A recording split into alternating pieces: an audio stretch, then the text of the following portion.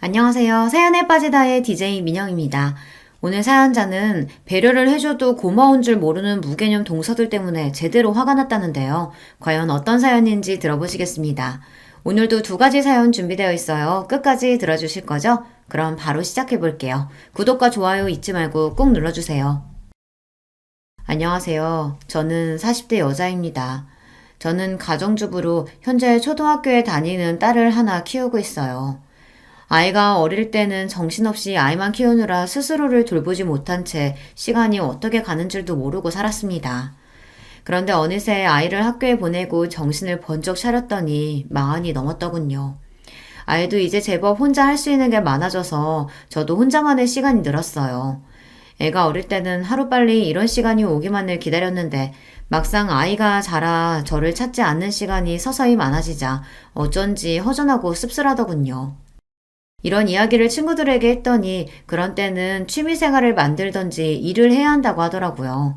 안 그러면 애한테만 너무 집중하게 돼서 우울증이 올 수도 있다고요.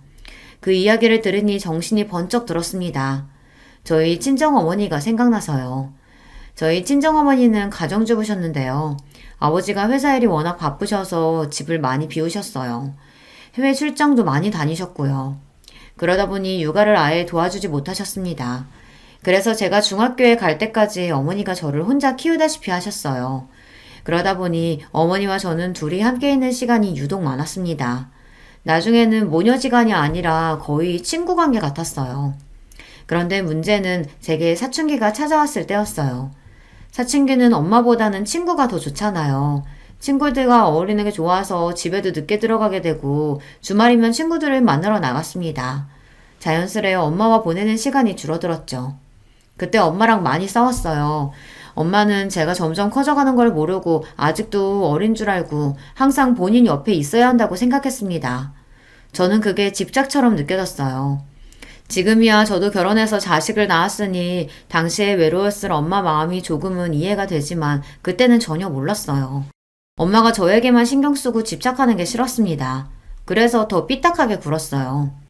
그때 생각이 나니 혹시나 저도 제 딸아이에게 집착하는 엄마가 되지는 않을까 걱정이 앞섰습니다. 저희 남편도 자영업을 해서 새벽이고 밤이고 없이 바빠요. 그래서 아이를 챙기는 건 온전히 제 몫이었습니다. 저는 아이에게 집착하지 않는 엄마가 되기 위해 제가 먼저 노력해야겠다 마음을 먹었어요. 그래서 앞으로 저의 미래를 위해 준비를 해야겠다 싶었죠. 사실 제가 대학을 못 나왔어요. 고등학교 때 사춘기가 심하게 와서 방황을 좀 하다가 공부를 아예 놔버렸습니다. 당시에도 어머니는 무조건 대학은 가야 하는 거라고 학원도 보내고 과외도 시켜주셨지만 소용없었어요. 제 생각은 온통 노는 데에만 가 있었거든요. 그나마 다행이었던 건 아버지 생각은 달랐다는 거예요. 요즘 개나 소나 다 대학 가는데 대학이 뭐가 중요해? 어차피 공부할 마음 없는 애 이름도 없는 대학 보내봐야 뭐해. 학비만 아깝지.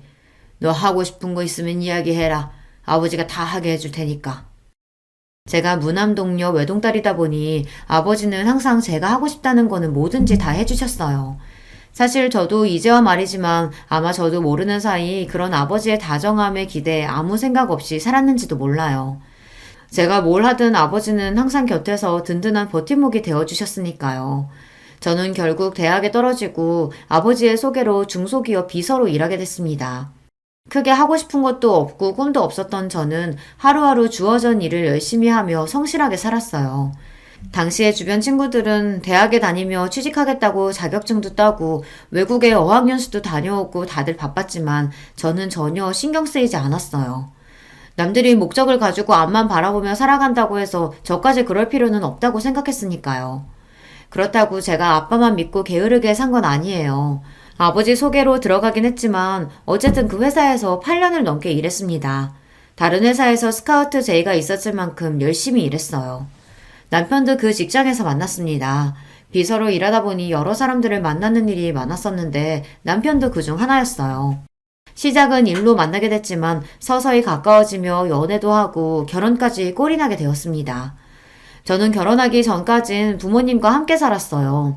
그러다 결혼하면서 독립하게 됐습니다. 처음엔 저도 부모님과 떨어져 혼자 산다는 게 기대가 많이 됐어요. 그 전까지는 성인이라도 알게 모르게 부모님의 간섭을 받았었는데요. 결혼하고 나면 온전히 독립된 성인이니 그 전보단 자유롭게 살 줄 알았죠. 더군다나 사랑하는 사람과 단둘이 한 집에서 알콩달콩 산다는 게 드라마 속에 나오는 연인들처럼 행복할 줄 알았어요. 그런데 제가 착각을 해도 단단히 착각하고 있었더군요. 현실은 드라마와 너무 달랐어요. 결혼과 동시에 일을 그만두고 남편 내조를 하기 시작한 저는 처음엔 너무 혼란스러웠습니다. 집안일이라는 게 그냥 한다고 해서 처음부터 잘하는 게 아니더라고요. 밥하고 청소하는 일도 분명 배우고 해본 사람들이 잘하는 거였어요.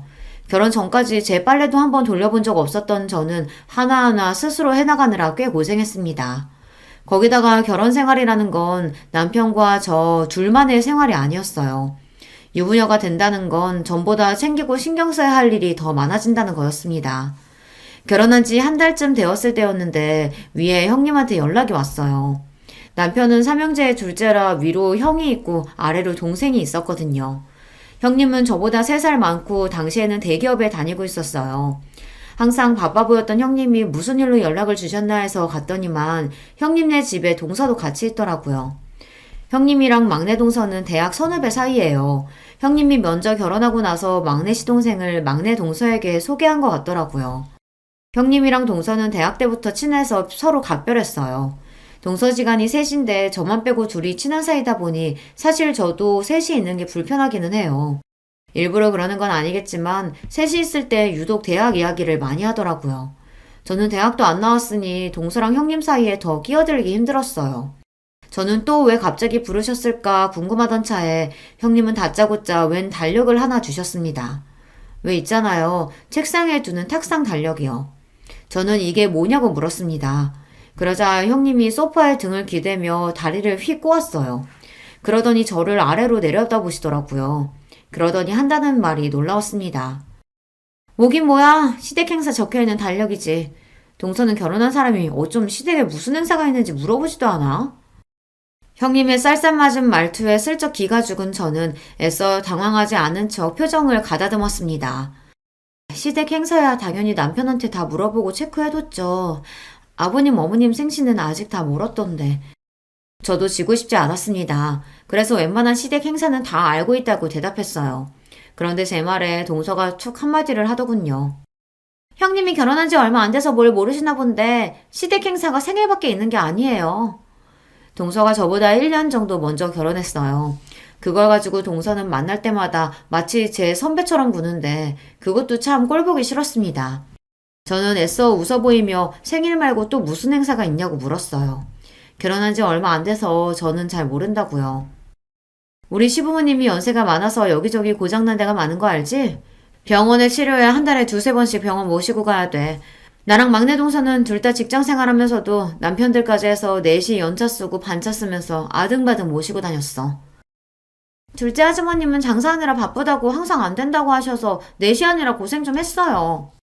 이야기를 들어보니 결국은 저더러 시부모님 병원에 모시고 가라는 이야기를 하려고 부른 것 같았어요. 시부모님이 연세가 많은 편이에요. 80이 넘으셔서 두 분이 외출하신다는 게 쉬운 일은 아닙니다. 들어보니까 동서 팔자 좋게 결혼하자마자 일 그만뒀다며? 사방님 가게가 장사가 잘 되나 봐. 아직 애도 없는데 일도 안 하고. 그러니까 집에서 노는 동서가 앞으로는 시부모님 좀 알아서 병원에 모시고 가. 며느리가 시부모님을 모시고 병원에 가는 게 당연한 일은 아닌데 형님은 저에게 무슨 악감정이라도 있는 사람처럼 미간까지 구기면서 짜증스럽게 이야기를 했어요. 물론 자식으로서 연세 많은 시부모님 모시고 병원에 가는 게 어려운 일은 아니에요. 자식들끼리 돌아가면서 해야 하는 거라면 저도 당연히 할 겁니다. 그런데 마치 제가 다 하는 게 당연하다는 듯 이야기하는 형님의 태도에 어쩐지 기분이 상했습니다. 제가 시부모님 모시겠다고 결혼하거나 직장을 그만둔 게 아닌데 시댁 일을 몽땅 다 저에게 떠넘기듯 하는 게 맞는 건가 싶어서요. 이대로 괜히 가만히 있다가는 바보처럼 제가 다 해야 할 것 같아 저도 마른 침을 한번 꼴깍 삼키고 조심스레 말을 꺼냈습니다. 아버님, 어머님이 건강이 많이 안 좋으신가 봐요. 근데 사실 제가 일을 그만둔 건 다른 게 아니라 제가 임신해서 그만둔 거예요. 병원에서 유산기가 좀 있다고 해서 쉬고 있는 거예요. 그랬습니다. 제가 임신하기는 했는데 아직 너무 초기라 시댁 식구들에게는 말씀을 안 드린 상태였어요. 피검사 결과 병원에서 아직 너무 초기라 태아가 제대로 자리를 잡지 않았는데 무리하면 안 된다고 해서 남편과 상의해 바로 직장을 그만둔 거였어요. 형님, 임신 초기엔 원래 다들 병원에서 그렇게 말해요. 조심하라고. 걷지도 못하는 것도 아닌데 시간 있는 사람이 좀 하면 되는 거지. 그래서 지금 임신 좀 했다고 어머님 아버님 못 챙기시겠다는 거예요? 당시에 동서 아들이 2살이었어요. 본인은 임신했을 때 일까지 했다면서 제 말을 듣자마자 마치 제가 임신한 걸 가지고 생색을 낸다는 것처럼 이야기하더라고요. 물론 형님이 있는 자리다 보니 동서도 신경 쓰여서 한 이야기일 수도 있습니다. 제가 듣기로는 형님이 결혼한 지 4년이 넘었지만 아직 애가 없다고 들었거든요. 그래서 남편이 제 임신 사실을 조금 더 이따가 이야기하자고 한 거예요. 형님이 아이 문제에 있어서 좀 예민하다고요. 하지만 제 입장에서도 제가 왜 일을 안 하고 쉬고 있는지 설명을 해야 했습니다. 자꾸만 저를 하는 것도 없이 집에서 노는 사람 취급을 했으니까요. 그깟 애 좀 가졌다고 유나는. 임신했을 때 너무 안 움직이고 집에만 있으면 살만 찌고 더 안 좋대. 막내 동서는 임신하고도 애 낳을 때까지 출근도 했어. 암튼 자만하지 말고 다음 주부터는 동서가 시부모님 모시고 병원에 좀 가. 2분 다 옛날 분들이라 병원은 죽어도 자식들이 모시고 가야 하는 건 줄 아시는 분들이니까. 당분간은 동서가 신경 좀 써. 지금까지 서방님 장사한다고 매번 시부모님 일은 우리가 다 했단 말이야. 이제 동서도 들어왔으니까 서방님 대신해서라도 동서가 좀 알아서 해야지. 형님이 큰 눈을 더 크게 뜨고 따지듯 말을 하면 저는 순간 말문이 턱 막히면서 말을 잇지 못했어요. 동서랑 형님 둘 다 서울대를 나왔습니다. 그래서 그런지 형님도 그렇고 동서도 그렇고 이야기를 나누다 보면 둘 다 말을 너무 잘해서 제가 이길 수가 없었어요. 2사람이 말을 하면 다 맞는 말 같더라고요. 이후로 제가 아이를 낳을 때까지 줄곧 시부모님을 모시고 병원에 다녔어요. 처음엔 제가 몇 번 가다 보면 형님이나 동서가 이야기를 할 줄 알았는데 전혀 말이 없더라고요. 사실 저도 웬만해서 형님이랑 동서에게 이야기하지 않았던 게 시부모님이 다른 가족들보다 저랑 같이 병원 가는 걸 좋아하셨어요.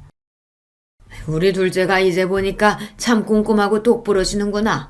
다른 자식들하고 오면 제대로 설명도 안 해주고 그냥 들어가라 내려가라 시키기만 하는데 우리 둘째는 알아듣기 쉽게 설명해줘서 너무 좋다. 그러게. 다른 자식들은 엄마 아빠 늙었다고 다 모른다고 가만히 있으라고만 해가지고 눈치 보여서 무슨 말을 못하는데 우리 둘째 며느리는 어찌나 나긋나긋하고 상냥한지 몰라. 우리 둘째가 장가를 참 잘 갔어. 다음번에도 우리 둘째랑 오면 좋겠다. 저는 평소 하던 대로 하는 건데 시부모님은 저를 편하게 생각하셨어요. 한편으로는 많이 배우고 똑똑한 며느리들보다 만만한 제가 편하신 건가 싶기도 했는데 어찌됐든 저랑 다니는 게 좋다고 하시는 말씀이니 좋게 받아들이기로 했죠. 그러던 중 저도 일이 생길 때가 있잖아요. 제가 급한 일이 생겨서 형님에게 부탁하려고 하면 항상 회사 핑계를 댔어요. 아버님 피검사하는 날이 당장 다음 주인데 이렇게 갑자기 안 된다고 하면 어떡해. 동서가 집에 있어서 잘 모르나 본데 우리 회사는 한 주 전에 연차 못 내. 나는 안 되니까 동서한테 부탁하든지. 형님, 저는 직장 다니면서 애까지 키우는 워킹맘이에요. 형님이 아직 애가 뱃속에 있어서 모르니까 그러시는데 그 제 귀중한 열차를 그런 데 쓸 수는 없다고요. 형님도 동서도 바빠서 그러는 거 이해 못하는 거 아닙니다. 시부모님 일이니 아들들이 하는 게 맞는 건데 이런 일로 며느리들끼리 싸울 일도 아니고요. 하지만 동서나 형님이나 제가 뭔가 이야기를 했을 때 나오는 반응이 너무 기분이 나빴어요. 차라리 전화를 안 받는 게 낫지 받으면 꼭 듣기 싫은 소리를 한마디씩 하더라고요. 항상 저는 뭘 모른다는 식으로 이야기하는데 정말 기분이 나빴어요. 그래서 한 번은 너무 마음이 안 좋아서 남편에게 하소연을 했습니다. 형님이랑 동서가 너무하는 것 같다고요. 그러자 남편도 놀랐는지 저에게 너무 미안해했어요. 여보 미안해. 내가 새벽부터 저녁까지 일만 하느라 우리 자기 너무 힘들게 하네. 이번에 병원 가는 건 내가 무슨 일이 있어도 갈 테니까 걱정하지 마. 그리고 형수랑 재수씨 만나면 내가 따끔하게 한마디 할게. 우리 자기 힘들게 하지 말라고. 남편이 저 기분 나아지라고 하는 말인 거 알지만 그래도 남편이 제 편을 들어주니 저는 좋았습니다. 남편이 식당을 운영해요. 사장인데다가 음식까지 본인이 직접 만들다 보니 새벽부터 시장 가서 장 보고 가게 마감까지 합니다. 그러다 보니 쉬는 날이 거의 없어요. 그래도 남편은 저와의 약속을 지켜줬습니다. 한 달에 한 번은 가게 문을 닫고 시부모님을 병원에 모시고 갔어요. 그리고 제가 만삭이 돼서 배가 불러왔을 때는 남편이 직접 나서서 시부모님과 다른 가족들에게 이야기했습니다. 우리 사랑이 엄마 이제 만삭이라 힘들어서 운전 못해. 내가 한 달에 한 번은 가게 문 닫고 어머니 아버지 모시고 병원 가겠지만 나머지는 아버지 어머니 두 분이서 가시던지 형제들이 알아서 해. 아버지 어머니 눈도 어두워서 버스도 제대로 못 타시는데 어떻게 두 분이서 병원에 가? 그러니까 형이 모시고 가면 되잖아. 내가 노냐? 안 그래도 회사 힘들어서 눈치 보여 죽겠는데 이런 일까지 신경 써야겠어? 이런 건 좀 집에서 노는 사람이 하면 안 되냐? 형, 말 조심해. 놀기는 누가 놀아? 여기 노는 사람 하나도 없어. 그리고 어머니 아버지가 우리 부모님인데 왜 며느리들한테 떠넘겨? 우리 부모님 일이니까 아들들끼리 알아서 해. 남편도 좋게 이야기하고 싶었지만 다들 제가 시부모님을 모시고 병원에 가는 걸 너무 당연하게 생각하는 분위기라 남편도 기분이 상해서 목소리가 격해졌습니다. 어머, 우리 작은 아주머님 평소엔 말씀이 없으셔서 과묵한 줄 알았는데 엄청 사랑꾼이시구나. 작은 형님은 너무 좋겠다. 그쵸, 형님? 분위기가 격해지자 막내 동사가 나서서 애써 말을 돌렸어요. 그런데 그 상황에서 형님은 괜히 또 저를 쏘아보더군요. 아직 애가 나온 것도 아니고 어차피 집에 있는 사람이 좀 하면 안 되는 건가? 꼭 일을 키워서 집안에 분란을 만들어야겠어? 형수, 왜 자꾸 이 사람한테 뭐든 다 떠넘기려고 하세요? 형수가 하기 싫으면 그냥 안 하면 될 일이지. 무슨 대장처럼 나서서 이래라 저래라 해요. 뭐야? 이 자식이 어디 감히 형수한테 그딴 소리를 해? 아휴, 서방님이 무서워서 이제 무슨 말도 못하겠네. 네, 형수님. 제발 좀 제 눈치 보시고 이 사람한테 함부로 하지 마세요. 이 사람도 임신해서 고생하면서도 싫은 소리 한 번 안 하고 시집살이 다 알아서 했잖아요. 맏며느리면 고마운 줄 아셔야 되는 거 아니에요? 여보, 그만해. 왜 그런 소리까지 하고 그래. 맞잖아. 당신 임신 중독증 걸려서 밥도 한 숟갈 못 먹었는데 우리 어머니 아버지 병원 간다고 새벽부터 일어나서 준비하고 병원 갔다 온 날은 아버지 힘들어서 식사 잘 못하신다고 전복죽에 반찬을 매일 해서 가져갔잖아. 여기 형수님이랑 재수씨 결혼한 지 몇 년 됐어도 한 번도 그렇게 한 적 없었어. 그러니까 우리 아버지 어머니가 자기랑만 병원 간다고 하지. 다른 자식들은 불편하니까. 제가 임신한 동안 내내 중독증으로 고생을 좀 했어요. 배는 나오는데 자꾸만 살이 빠질 정도로 잘 먹지도 못하고 서 있기 힘들 정도로 빈혈에 시달렸습니다. 그런 와중에 저는 형님이나 동서에게 싫은 소리 듣는 게 싫어서 시부모님과의 약속을 지켰어요. 임신해서 힘들고 아픈 건 제 문제니까요. 그런 소리를 남편이 가족들 앞에서 하는 게 생색내는 것 같아 민망하긴 했지만 어쨌든 속은 시원했습니다. 현수님, 그거 임신 중독증 정말 힘들다던데 고생 많으셨네요. 앞으로 출산까지는 다른 건 걱정하지 마시고 푹 좀 쉬세요. 형, 미안해. 우리가 매일 바쁘다는 핑계로 너무 형수님한테 떠넘겼지. 앞으로는 나도 신경 쓸게. 그나마 시동생은 사람이 순하고 착해요. 철딱서니 없고 아무 말이나 하는 동서에 비하면 아까웠죠. 그래도 그날 이후 많은 점이 개선됐습니다. 남편이 한바탕 한 덕분에 그 다음부터는 자식들끼리 상의해서 돌아가며 시부모님을 모시고 병원에 갔어요. 저도 한 달에 한 번 정도만 모시고 가면 됐습니다. 가끔 형님이나 동서가 바쁜데 회사에 눈치 보이게 반차 이야기해야 한다고 투덜투덜 할 때에는 저도 괜히 신경 쓰이고 눈치가 보였지만 애써 모른 척 했어요. 남편이 그래도 된다고 해줬거든요. 시부모님 챙기는 건 의무가 아니라 자식으로서 각자의 도리야. 다들 바빠도 할 수 있는 만큼 노력하면 되는 거라고. 안 되면 할 수 없는 거고. 당신도 우리 사랑해 보느라 꼼짝도 못하는데도 자식으로서 도리하려고 노력하잖아. 자식이면 다 똑같이 하는 거니까 절대 눈치 볼 필요 없어. 우리 힘들다고 그 사람들이 도와주는 거 아니니까. 우리는 우리대로 살아야지. 남편은 언제나 제 편을 들어줬어요. 남편은 제 마음이 어떤지가 가장 우선인 좋은 사람입니다. 그런 사람과 살다 보니 저도 언제나 마음이 편안했어요. 아이 키우는 게 힘들고 지쳐도 언제나 내 편이 되어주는 사람이 곁에 있으니 힘이 되더라고요. 동서나 형님이 만날 때마다 기분 나쁜 소리를 툭툭 한 번씩 할 때에도 별로 신경 쓰이지 않았습니다. 저에게는 남편이 있으니까요. 무슨 일이 있을 때마다 시댁에서 동서와 형님과 마주하는 게 종종 힘들 때도 있었지만 아이가 태어나고 나서는 저도 아이 키우느라 정신이 없어 대충 그러려니 했습니다. 남들은 시부모님 등살에 시집살이도 한다는데 저는 그 대신에 동서들 때문에 좀 피곤하다 정도로 여기고 참기로 했어요. 그런데 아무리 대충 넘어가려고 해도 한 번씩 참기 힘든 순간이 있었습니다. 한 번은 이런 적이 있었어요. 명절이라 식구들이 모두 시댁에 모였어요. 그때 형님이 결혼하고 7년 만에 임신해서 형님 어깨가 한껏 올라갔을 때예요. 입덧이 심하다고 아무것도 못하고 누워만 있을 때였죠. 제가 임신했을 때는 유난이라고 그렇게 무안을 주더니만 본인은 저보다 더 하더라고요. 냉장고를 열기만 해도 냄새 난다고 주방에 나오지도 않았어요. 거기다가 입덧을 한다는 사람이 먹고 싶은 건 얼마나 많은지, 시댁에 와서도 갑자기 물회가 먹고 싶다는 둥, 골뱅이 무침이 먹고 싶다는 둥 계속 주문을 해서 아주버님이 장을 받아주면 저와 시어머니가 연신 음식을 해다 줬어요. 우리 큰형님 맨날 자식 필요 없다고 부부끼리 잘 살 거라고 하시더니만 애 생겼다고 저렇게 유난하게 구실 줄은 몰랐어요. 그래도 늦게라도 생겼으니 얼마나 다행이야. 난 골뱅이가 아니라 산삼을 캐다 달라고 해도 캐다 줄 거다. 그 전까지는 다들 형님 눈치를 보느라 이야기를 안 했었는데 막상 형님에게 아기가 생기고 나자 시부모님도 다들 좋으신지 여기저기 아프던 것도 하나도 안 아프다고 하실 정도였죠. 내가 죽기 전에 우리 큰아들 자식 보는 거 보고 죽으면 여한이 없겠다 했는데 내가 이제 정말 죽어도 여한이 없다. 아버님은 죽기는 왜 죽어요. 우리 큰손주 대학 가고 결혼하는 것까지 다 보셔야죠. 어머, 근데 동서 이거 간 본 거 맞아? 난 새콤달콤하게 무친 게 좋은데. 네, 형님. 식초 좀 더 넣을게요. 아주 상전도 이런 상전이 없었습니다.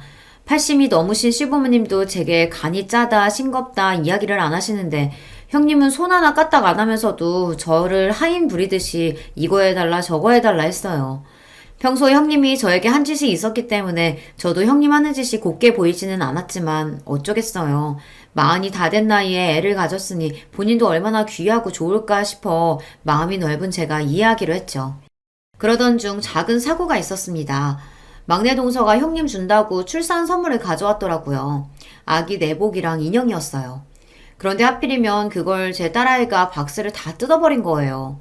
당시에 딸이 돌이 좀 안 됐을 때라 눈에 보이는 건 다 물고 빨고 할 때였는데 제가 주방에서 음식을 하는 사이 쇼핑백을 가지고 놀다가 안에 있던 물건을 입에 물고 포장지가 다 뜯어졌더라고요.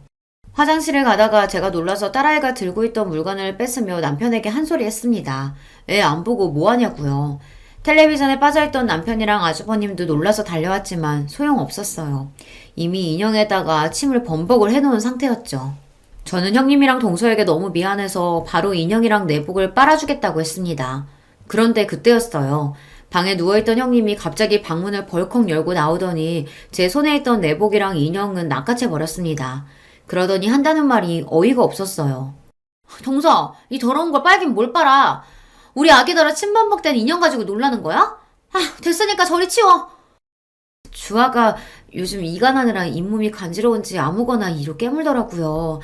형님, 애기 침이니까 빨면 괜찮을 거예요. 이래 주세요. 제가 금방. 형님은 평소에도 워낙 애침이나 똥 이런 걸 유난히 못 견뎠어요. 저나 동서가 애들 응가해서 씻기거나 하면 자기는 비위가 약하다며 방에 들어가 버리곤 했습니다. 그래도 이제는 본인도 아기가 생겼으니 좀 나아졌을 줄 알았어요. 그런데 여전히 아기가 침 좀 묻힌 거 가지고 호들갑을 떨더라고요. 됐다니까? 나 이렇게 더러운 건 내 새끼한테 못 주니까 그냥 갖다 버려. 아까우면 그냥 주아 쓰게 두던지. 애침 가지고 더럽네 뭐네 하는데도 저는 평소 형님 성격을 잘 알다 보니 좋게 넘어가려고 했습니다. 그래서 어떻게든 깨끗하게 빨아주려고 했어요. 그런데도 형님은 끝까지 필요 없다고 소리를 지르며 제게 인형을 던졌습니다. 형수, 지금 뭐 하시는 거예요? 애가 그럴 수도 있지 뭘 그렇게 예민하게 굴어요. 아유, 그래, 큰애야. 애가 놀다 보면 그럴 수도 있는 거지. 가족끼리 뭘 그런 걸로 따지고 그러냐. 다들 왜 저한테만 그러세요? 제 뱃속에 아기 어떻게 가지는지 몰라서 그러세요? 제가 얼마나 힘들게 가지는데 전 절대 남이 쓰던 거, 침 묻은 거 이런 거 절대 내 새끼한테 안 줄 거예요. 형님이 아이를 시험관으로 어렵게 가셨어요. 병원에서 처음엔 쌍둥이라고 했는데 얼마 전에 쌍둥이 중 한 아이가 계류 유산이 되어 한 아이만 남았습니다. 그러다 보니 모든 게 다 걱정되고 예민할 거예요. 형님의 그런 마음을 저도 같은 엄마로서 충분히 이해는 하지만 어린 제 아이가 한 행동을 가지고 저렇게까지 발작하면서 화를 내니 저도 답답하더군요. 형님도 참, 그렇게 싫으시면 제가 하나 더 사드릴게요. 작은 형님, 이건 그냥 주워주세요. 큰 형님 건 제가 하나 더 사죠, 뭐. 평소 형님 일이라면 형님 편만 드는 동서도 이 상황이 민망했는지 저를 보며 눈빛을 다 보내더라고요. 그냥 본인이 알아서 하겠다고요. 참 쉽지 않습니다. 나이 들어서 내 새끼 키우고 가정을 챙기는 것만으로도 지치고 힘든데 형님 눈치까지 보고 살려고 하니 나날이 힘들었어요. 임신했을 때부터 우리 형님은 참 유난한 엄마가 되겠구나 생각은 했었는데 역시나 보통 엄마는 아니더군요. 무슨 일이 있어도 그 잘난 대기업은 절대 안 그만둘 것처럼 하더니만 육아휴직이 끝나자마자 회사를 그만뒀어요. 거기다가 더 대박은 그만두려면 혼자나 그만둘 것이지 자꾸만 동서까지 꼬셨다는 겁니다. 내가 애 낳아보니까 말야, 애는 무조건 엄마가 옆에서 키워야 돼. 남의 손에 키우면 그게 다 나중에 티가 나더라니까. 동서, 우리가 누구야? 서울대까지 나오고 남들 다 들어가고 싶은 대기업 10년 넘게 다녔잖아. 내 새끼 위한 더 나은 미래 위해선 우리 같은 인재가 가만히 있어서는 안 돼. 동서도 이 기회에 회사 그만두고 나랑 같이 사업하는 거 어때? 누가 보면 한 애 5은 키워본 사람처럼 형님은 육아 박사가 됐습니다. 어디서 정보를 그렇게 얻어오는 건지 어린이집은 이런 곳을 보내야 한다더라. 영어랑 수학은 빠르면 빠를수록 좋다더라. 이러면서 저나 동서에게 매일 훈계를 했어요. 저야 형님이 그러는 게 하루 이틀 된 일이 아니니 항상 한 귀로 듣고 한 귀로 흘렸습니다. 하지만 형님 말이라면 똥이 된장이라도 믿는 동서는 항상 팔랑거렸거든요. 형님이 저번에 말한 유기농 생리대 사업이요? 그거 알팀은 너무 좋긴 한데 우리가 당장 돈이 어딨어요. 투자자는 찾으셨어요? 아휴, 동서는 걱정도 많아. 내가 누구야? 투자자는 금방 찾을 거니까 동서도 슬슬 퇴사해. 애들 학교 다닐 땐 무조건 엄마가 옆에 있어야지. 매일 학원으로만 돌리면서 애 공부시키는 거, 그거 학원만 좋은 일 시키는 거다? 저는 형님이 하는 말이 다 너무 웃겼습니다. 그전에는 동서가 애들 문제로 힘들다고 하면 왜 그렇게 애한테 목을 매냐. 애는 애고 엄마는 엄마다 하면서 동서한테 회사 일이나 똑바로 하라고 하더니만 본인이 애 낳고 키워보더니 180도 달라져서 이제는 동서한테 회사를 그만두랍니다. 애 키우려면 돈도 많이 들어가고 시간도 필요하니 회사를 그만두고 본인이랑 사업을 하자고요. 형님도 참 애는 각자 집안 사정에 맞게 키우면 되는 거지 뭘 그렇게까지 이야기하세요. 전에는 동서한테 절대 애 때문에 일 그만두지 말라고 버티라고 하시더니 저도 듣다 형님이 하는 말이 웃겨서 한마디 했습니다. 사람이 이랬다가 저랬다가 하는 꼴이 웃겨서요. 동서가 뭘 한다고 끼어들어? 동서는 고등학교 간신히 졸업하고 남의 밑에서 커피만 타다 시집왔으니 직장에 미련 없겠지. 그렇지만 우리 같은 사람들은 회사 하나 그만두는 것도 엄청 큰 결심하고 그만두는 거야. 그리고 누가 봐도 우리같이 서울대 나온 사람들이 애들 교육에 대해서 훨씬 더 많이 알지 않겠어? 모르면 가만히 좀 있어. 또 그 소리였습니다. 본인들은 서울대를 나왔고 저는 고졸이니 뭘 모른다고요. 이제 하도 많이 들어서 별로 기분이 상하지도 않았습니다. 하지만 그건 그거고 제가 살아온 과거까지 마음대로 떠드는 건 저도 참기 힘들었습니다. 네, 형님이랑 동서 서울대 나온 대단한 사람들인 거 잘 알죠. 근데요, 저 같은 고졸도 결혼하고 아이 생겼다고 10년 가까이 다녔던 직장 그만두는 거 쉬운 일 아니에요. 저도 어렵게 결정했어요. 어머머, 뭐래? 동서, 누가 보면 내가 동서 고졸이라고 무시한 줄 알겠어. 안 그래, 막내 동서? 그러게요. 작은 형님 본인이 대학 안 나와놓고 우리가 학교 얘기하고 그러는 게 거슬렸나 봐요. 작은 형님 죄송해요. 앞으로는 조심할게요. 형님도 동서도 참 얄밉습니다. 자기들이 대놓고 저를 고졸이라고 무시해놓고는 제가 듣기 싫다는 식으로 이야기하면 항상 그런 적 없다는 식으로 잡아댔어요. 저도 이제 결혼한 지 벌써 10년이 다 됐습니다. 그동안 동서랑 형님이랑 말도 못할 정도로 별의별 일이 다 있었죠. 저한테 왜 그러냐고 하소연도 해보고 대놓고 기분 나쁘다고 해보기도 하고 남편에게 이야기도 했습니다. 그런데 다 소용없었어요. 제가 뭘 하든 형님도 동서도 저를 다르게 대할 생각이 전혀 없으니까요. 오히려 제가 싫은 티를 내면서 형님이고 동서를 건드리는 게 더 분란을 만들었어요. 괜히 저 때문에 어른들 앞에서 남편이랑 아주버님 시동생이 다투기도 했으니까요. 그 이후로는 저도 형님이고 동서를 그냥 다 무시하기로 했습니다. 그 사람들이 잘나든 잘나지 않든 그냥 저랑은 많이 다른 사고방식을 가진 사람들이라고 생각하기로 했어요. 저에게 기분 나쁜 소리를 해도 웃어넘기고는 했죠. 그런데 저 혼자서만 노력한다고 해서 되는 게 아니더군요. 어느 날이었습니다. 주말 아침부터 형님에게 연락이 와 받았는데 오늘 형님네 조카 생일잔치라고 저더러 집에 와서 좀 도와달라고 하더라고요. 동서, 오늘 서방님 집에 계시지? 서방님한테 주화 좀 맡기고 우리 집에 오늘 와줄 수 있을까? 우리 유리 생일이라 집으로 친구들 초대했는데 도와주겠다고 했던 친구가 갑자기 일이 생겨서 못 온다고 그러네. 조카 생일이라 집에서 생일 파티를 하는데 음식이랑 파티 준비를 도와주기로 했던 친구가 갑자기 일이 생겨서 못 오게 됐답니다. 그래서 저에게 도와달라는 거였어요. 그런데 저도 아이랑 약속이 있어서 아무래도 안 될 것 같아 형님 부탁을 거절했습니다. 상황은 알겠는데 어쩌죠? 저도 오늘은 주아랑 볼일 치러 가겠다고 약속해서 오늘은 좀 힘들 것 같은데. 동서는 시간 안 된대요? 평일에 학원 다니느라 고생하는 딸아이가 이번 주말만큼은 가족들이랑 볼링 치러 가고 싶다고 해서 이미 약속을 한 상태였는데 제가 빠지기가 미안했습니다. 막내 동서도 당연히 불렀지. 근데 나나 막내 동서나 둘 다 공부만 할 줄 알지 음식 솜씨는 영 없잖아. 음식은 동서가 잘하니까 와서 좀 도와줘. 아니 볼링장이야 내일 가도 되잖아. 마음이 급하기는 한지 형님이 웬일로 저에게 좀 도와달라고 애원을 하더군요. 저는 고민 끝에 남편과 딸에게 볼링장은 내일 가자고 잘 이야기하고 형님네로 갔습니다. 역시나 형님이었어요. 고작 10살짜리 생일 파티를 거하게도 준비하셨더군요. 이벤트 업체에서 파티용품이랑 마술사까지 불렀다더라고요. 아무튼 우리 형님 유난하다니까. 이럴 거면 음식도 업체 부르면 되지. 왜 굳이 집에서 직접 하겠다고 한 거예요? 웬만한 건 배달 시켰지. 근데 우리 유리가 떡볶이랑 김밥은 작은 엄마가 한 게 제일 맛있다잖아. 꼭 친구들한테 자랑하고 싶다고 작은 엄마 불러달라고 난리치는데 어쩔 수가 없었어.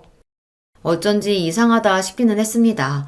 항상 비싸고 좋은 것만 좋아하는 형님이 웬일로 저에게 김밥이랑 떡볶이를 만들어 달라고 하나 했더니만 조카가 제가 만든 게 제일 맛있다고 했나 보더라고요. 조카가 제가 만들어준 음식이 맛있다고 하니 괜히 더 기분이 좋아져 더 열심히 만들어줬어요. 생일 파티 준비가 거의 마무리되어 가자 조카 친구들이 우르르 도착했습니다. 제가 할 일은 끝난 것 같아 조카에게 생일 축하한다고 인사를 하고 나올 생각이었어요. 그런데 그때 작은 소란이 좀 있었습니다. 조카에게 인사하려고 조카가 친구들이랑 놀고 있던 방에 들어갔더니 애들끼리 이상한 소리를 하고 있더라고요. 뭐? 너네 엄마 대학 안 나왔다고? 헐, 어떻게 그럴 수가 있어? 우리 엄마가 그러는데 대학 안 나오면 인생 망하는 거라던데? 에이, 무슨 소리야. 대학 좀 안 나온다고 인생이 왜 망해? 우리 엄마가 그러는데 인생은 공부만 잘한다고 잘 사는 게 아니라 했어. 그리고 우리 엄마 대학 안 나왔어도 지금 회사 다니면서 잘 살아. 그거야, 너희 엄마가 대학을 안 나왔으니까 일부러 그런 소리 하는 거지. 대학 못 나온 게 창피하니까. 아니거든. 우리 엄마 대학 안 나온 거 하나도 안 창피하거든. 우리 엄마 대학 안 나왔어도 우리 집에는 차 2대나 있어. 완전 부자야. 차가 2대라고 다 부자냐? 집이 넓고 커야 부자지. 너희 집 화장실 하나잖아. 그럼 부자 아니야. 저도 자식을 키우고 있다 보니 애들끼리 별의별 말 다 하는 거 잘 압니다. 조카나 조카 친구나 둘 다 아직 어린애들이니 어른들에게 들은 이야기를 가지고 아무렇게나 하는 말이라는 것도 잘 알고요. 자기들이 무슨 소리를 하는지도 모르고 하는 걸 거예요. 하지만 아무리 몰라서 하는 말이라도 제 조카가 친구에게 한 말은 분명히 상대방 기분을 나쁘게 할 수 있는 말이니 어른으로서 바로 잡아주는 게 맞다 싶었습니다. 유리야, 큰엄마가 들어오다가 우연히 들었는데 친구들한테 그렇게 말하면 안 되는 거야.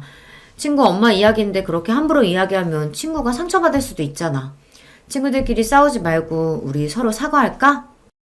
여럿이 있는 앞에서 누구 잘못이라고 이야기하기가 저도 좀 그래서 다시 예쁘게 말을 해보자고 했습니다.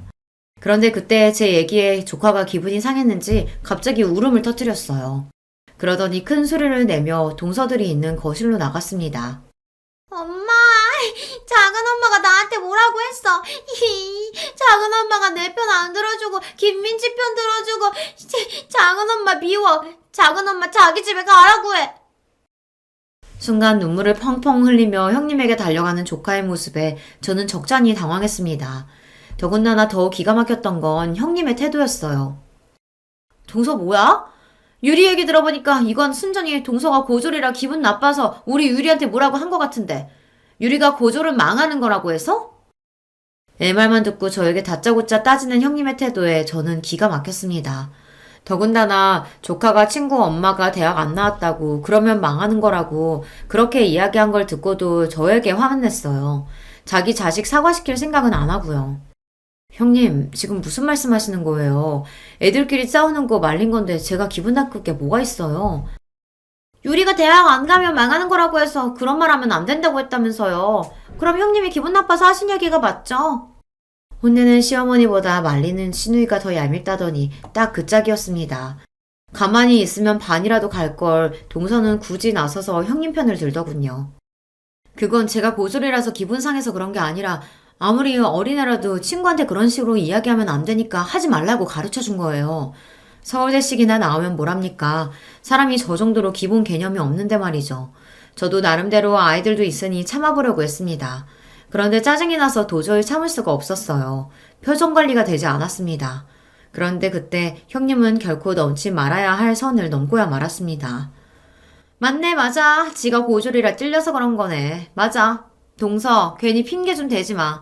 평소에도 우리한테 학벌로 미리니까 이래저래 짜증났었는데 이때다 싶어서 내 새끼한테 화풀이 한 거잖아. 아휴, 정말. 이래서 가족도 수준이 맞아야 하는 거라니까. 동서, 잘 들어. 고졸이면 인생 망하는 거 맞아. 너 스스로 좀 봐. 너는 우리 집안 수치잖아. 그러니까 망한 거 맞지? 이제 좀 내 말 알아들었어? 순간 저는 제 두 귀를 의심했습니다. 제가 들은 말이 정말 사실인가 싶어서요. 형님은 저에게 아예 말까지 다 놓고 너너 소리를 지르며 삿대질까지 했습니다. 형님, 지금 저한테 집안의 수치라고 하셨어요? 그 말 후회 안 하죠? 사람이 너무 화가 나면 이성이 날아간다고 하잖아요. 제가 그 순간에 딱 그랬어요. 정말 간신히 붙잡고 있던 이성의 끈이 빠지지 끊어지며 형님이고 뭐고 눈에 뵈는 게 없었습니다. 뭐래? 어디서 무식한 게 똥폼을 잡고 있어. 내가 후회를 왜 해? 좋아요. 이거 보시고도 정말 후회 안 하시나 보죠. 이거 받으세요. 저희 친정아버지 명함이에요. 저는 곧바로 가방에서 아버지 명함을 꺼내 형님에게 건넸습니다. 그때까지도 형님과 동서는 제 행동이 이해가 되지 않는다는 듯 미간을 구기고 있었어요. 아버지 명함은 왜 주고 난리냐라는 눈빛을 노려보면서요. 그런데 그때 명함을 먼저 확인한 동서가 눈이 둥그레져선 토끼 눈으로 저를 바라봤습니다. 어머, 형님, 이거 뭐예요? 동아벤처 대표 이동우면 그때 우리한테 연락했던 투자자잖아요. 이 사람이 정말 형님 친정아버지라고요? 말도 안 돼. 동서 똑바로 본 거 맞아? 어머머, 이게 뭐야? 정말 그 투자자잖아. 맞아요. 얼마 전에 형님이랑 동서가 하기로 한 사업에 투자하겠다고 연락한 투자사 대표가 우리 친정아버지예요. 그랬습니다. 동서나 형님에게 구체적으로 말한 적은 없지만 친정아버지께서 사업을 크게 하세요. 예전부터 많은 기업에 투자하셨는데 최근에는 스타트업 사업이나 젊고 유능한 사업가들에게 투자하시더라고요. 최근에도 좋은 아이템을 찾고 계시길래 제가 형님이랑 동서가 하는 유기농 생리대 사업을 추천했습니다. 그래서 아버지 회사에서 동서랑 형님네 회사로 연락했던 거예요. 이런 사실을 동서나 형님이 알면 부담 가지실 것 같아 얘기를 안 한 건데 도저히 말 안 하고는 안 되겠더라고요. 내가 누군지도 모르고 저더러 집안에 수출하는 둥 어떻다는 둥 말을 함부로 짓거리니 본때를 보여줘야겠다 싶었습니다. 그 순간 믿기지 않는 일이 벌어졌어요. 형님이 애들에게 밥부터 먹으라고 거실로 다 내보내더니 방문을 닫더라고요. 그러더니 동서의 허리를 쿡 찔렀습니다. 그러고는 둘이 슬쩍 눈빛을 주고받더니만 동시에 바닥에 무릎을 꿇고 앉았어요. 동서, 미안해. 내가 정신이 나갔었나 봐. 아무리 화가 나도 사람이 할 말 못할 말이 있는 건데 내가 실수했어. 맞아요, 형님. 우리가 잘못했어요. 제가 원래 뭘 좀 모르고 아무 말이나 막 하는 거 아시잖아요. 착한 형님이 너그럽게 이해해주세요. 사람이 이렇게까지 간사할 수가 있는 건가요? 조금 전까지만 해도 저더러 집안에 수출하는 둥 하더니만 친정아버지 이야기를 꺼내자마자 순식간에 돌변했어요. 그 모습을 보는데 너무 황당해서 말도 안 나오더군요. 형님, 동서, 지금 너무 웃긴 거 알아요? 어쩜 사람이 그렇게 180도 달라질 수 있는 거예요? 5분 전에 나랑 지금의 나는 분명 똑같은 사람인데 형님이랑 동서는 저를 완전히 다르게 대하네요. 아버지 이야기를 꺼내면 형님이랑 동서가 당황할 거라고 생각은 했었지만 아무리 그래도 무릎까지 꿇을 줄은 몰랐어요. 그러게. 동서는 그런 중요한 얘기를 왜 지금까지 안 했어? 진작 우리한테 친정 이야기했으면 나도 동서한테 이런 실수 안 했지. 설마 지금 친정아버지가 큰 투자해서 운영하시는 분이라는 거 형님이랑 동서가 진작 알았다면 나를 대하는 게 달라졌다는 이야기를 대놓고 하시는 거예요? 아, 형님도 동서도 서울대까지 나온 사람들이 어쩜 그렇게 생각이 편협해요? 지금까지 그런 사고방식으로 애들 키운 거예요. 어쩐지. 그러니까 유리가 친구한테 그런 소리나 하지. 형님이고 동서고 둘 다 입만 열었다 하면 헛소리를 하는데 도저히 못 들어주겠더군요. 저도 너무 화가 나서 말이 저절로 튀어나왔어요. 그때였어요. 평소 같으면 제가 싫은 소리 한마디만 해도 둘 다 저를 못 잡아먹어 안달이더니 제가 화를 내며 소리를 질렀는데도 저랑 눈도 못 마주치더군요. 심지어 동서는 제게 다가와서 팔짱을 끼고 친한 척까지 했어요. 형님, 마음 상한 것 좀 푸세요. 우리가 어떤 사이예요? 우린 가족이잖아요. 형님 친정아버지께 저희 이야기 안 하실 거죠? 그냥 그대로 투자하라고 이야기해 주실 거죠? 그럼. 우리 동서가 얼마나 너그러운 사람인데 이런 일 가지고 이미 투자하기로 한 일을 번복할 리 없지. 세상에 여우도 이런 구미호들이 없습니다. 혹여나 제가 아버지에게 이야기해서 투자 이야기는 없던 거로 하기라도 할까봐 아주 전전긍긍했어요. 형님과 동서는 제가 바보인 줄 아나 봐요. 그런 소리까지 들어놓고 바보처럼 헤헤 하면서 넘어갈 줄 알았나 봅니다. 아니요, 마음이 바뀌었어요. 처음엔 저도 형님이랑 동서가 투자 받으러 여기저기 고생하러 다니는 게 안타까워서 도와주려고 했던 건데 그냥 없던 일로 할게요. 형님이랑 동서도 못 들은 걸로 하세요. 진심이었습니다. 동서나 형님이나 저에게 특별히 잘한 것도 없어도 그래도 가족이라고 저는 나름 도와주려고 했던 건데 지금 와 생각해보니 바보처럼 왜 그러려고 했나 싶어요. 저는 없던 일로 하겠다고 엄포를 놓고 형님네 집에서 나왔습니다. 그런데 동서나 형님이나 얼마나 똥줄을 타는지 놀라서 엘리베이터까지 쫓아나오더라고요. 심지어 신발도 안 신고 맨발로요. 동서, 이렇게 가면 어떡해? 나랑 얘기 좀 하고 가. 형님과 동서가 엘리베이터를 잡으러 다급하게 달려오는데 저는 쳐다도 보지 않고 엘리베이터 문을 닫아버렸습니다. 저야 이제 형님이고 동서고 볼 일 없으니까요. 그날 이후 저희 세 사람의 관계는 많은 게 달라졌습니다. 동서와 형님은 그날부터 매일같이 저에게 전화를 걸고 찾아왔어요. 그러면서 한다는 말이 본인들이 어떻게 하면 마음을 풀 거냐고 했어요. 동서, 이거 강남 신세계에서 제일 잘 나가는 디저트래. 동서 디저트 좋아하지? 내가 2시간이나 줄 서서 사온 거니까 얼른 먹어봐. 귀찮게 왜 이런 걸 사오셨어요? 근데 형님, 이런 거 사러 다닐 시간에 투자자부터 찾아다니셔야 하는 거 아니에요? 어머, 형님, 그게 무슨 말씀이세요? 우리 회사 투자는 형님 친정아버지께서 해주실 거잖아요. 형님도 동서도 여간 내기가 아닙니다. 웬만해선 포기할 조짐이 안 보였어요. 심지어 최근엔 매일같이 저희 딸 학교 앞까지 찾아와서 애한테 선물까지 사주고 학원 하원까지 해서 집에 데려다주고 가요. 진심 귀찮아 죽겠습니다. 올 때마다 어울리지도 않은 애교를 부려가며 자기들이 지금까지 너무 미안했었다고 용서해 달라네요. 형님, 오늘은 제가 왔어요. 매일 만나니까 너무 좋죠? 아버님께 저희 상품 이야기는 하셨어요? 동서, 자꾸 귀찮게 왜 이래? 나 아버지한테 투자 이야기 할 생각 없다니까. 형님, 제발요. 저희 올해까지 투자 못 받으면 사업 접어야 돼요. 제발 좀 도와주세요. 동서랑 형님은 번갈아 찾아와 세상 귀찮게 하며 징징거립니다. 아주 귀찮을 정도로요. 여러분이라면 어떻게 하시겠어요? 자기들이 서울대 좀 나왔다고 고졸인 저를 무시하며 집안에 수치네 어쩌네 이런 소리까지 한 사람들을 용서하고 친정에 얘기해서 투자까지 받게 해주는 게 맞는다고 생각하세요? 동서랑 형님이 거의 매일같이 찾아와 제 앞에서 친한 척을 한 지도 벌써 반년이 다 되어가요. 매일 무릎만 안 꿇었다 뿐이지 그때 일은 미안하다고 매일 싹싹 빕니다. 저도 처음엔 절대 용서해주지 않을 생각이었지만 반년 동안 쫓아다니며 잘못했다고 사과하니 저도 살짝 마음이 움직여요. 저 어떻게 하면 좋을까요? 여러분의 의견 댓글로 남겨주시면 하나하나 꼼꼼하게 읽고 참고하도록 하겠습니다. 흥분해서 정신없이 떠내려간 제 이야기 끝까지 들어주셔서 감사해요. 여러분의 가정에는 언제나 화목한 일만 가득하시길 바라겠습니다. 안녕하세요. 저는 일산에 사는 30대 여성입니다. 결혼해서 현재 5살짜리 여자아이가 하나 있어요. 남편은 직장을 다니다가 그만두고 지금은 작은 사업을 하고 있습니다. 원래는 직장을 다녔는데 잘 다니던 직장 그만두고 사업을 시작했어요. 오늘 제가 이 이야기를 시작하게 된 이유가 되는 게 바로 남편의 사업 관련 문제입니다. 뭐 정확히는 그것 때문이라기보다 그걸로 인해 발생한 문제들이긴 하지만요. 어쨌든 사업을 안 했으면 일어나지도 않았을 일들이니까 사업 때문이 맞긴 하죠. 남편이랑은 연애 결혼을 했어요. 우연히 지인과 함께한 술자리에 남편이 오게 됐고 자연스럽게 친해졌습니다. 그리고 얼마 뒤에 고백받았고요. 2년 연애하고 결혼했어요.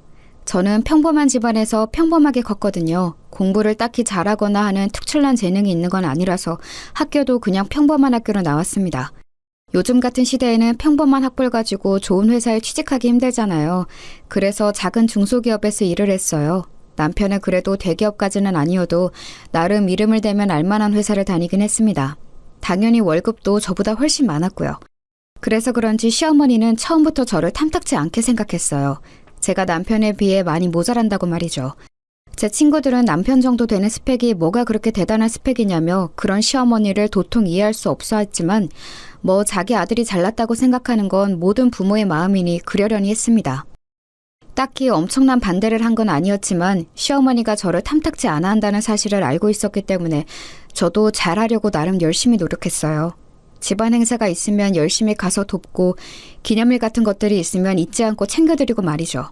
뭐 그럴 때마다 옆집 할매는 이거보다 훨씬 비싼 가방을 받았던데 하면서 마음에 안 드는 티를 냈지만 그렇다고 자기 아들이 엄청 대단히 많이 버는 건 아닌 걸 알고 있었기 때문에 더 이상 말을 하지는 않았습니다.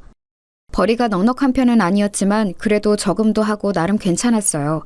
하지만 그마저도 제가 임신을 하면서 빠듯해지기 시작했습니다. 아시겠지만 아직 대기업도 임신한 여자 직원에 대한 처우가 좋지 못한데 중소기업은 어떻겠어요. 임신을 하면 자연스럽게 그만둬야 하는 분위기가 만들어져요.